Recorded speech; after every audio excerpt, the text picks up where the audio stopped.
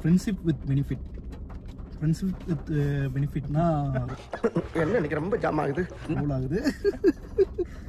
அது அப்படிக்க அப்படின்னா மெயின் நீ சொல்றா. சரி சரி சரி கோபப்படாத. ஃப்ரெண்ட்ஷிப் வித் பெனிஃபிட்ஸ்னா என்னன்னா, இப்பதான் பிரைட் ஆரம்பிக்கலாம்.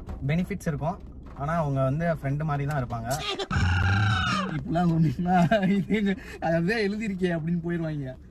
ஆக்சுவலி இது என்னைய சொல்ல விடு, என்னோட பாயிண்ட் ஆஃப் வியூல என்னோட அதான் ஃப்ரெண்ட்ஸ் வித் பெனிஃபிட்ஸ் அப்படின்னா என்னன்னா, லவ்ல என்னெல்லாம் இருக்கோ கமிட்டட்ல என்னெல்லாம் இருக்கோ அதெல்லாம் ஃப்ரெண்ட்ஸ் கிட்ட இருக்கும். பட் ஆனா அது லவ் கிடையாது, கமிட்டட் கிடையாது. அதான் ஃப்ரெண்ட்ஸ் வித் பெனிஃபிட்ஸ். தெளிவாக சொல்ல போனோம்னா கொஞ்சம் ஃபிசிக்கல் ரிலேஷன்ஷிப்பும் இருக்கும் அவங்களுக்குள்ள.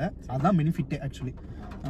ஆனா அவங்களுக்கு எந்த விதமான எமோஷனல் கனெக்ட், காசுமே ஆமாமா காசு அந்த மாதிரி எல்லாமே இருக்கும்.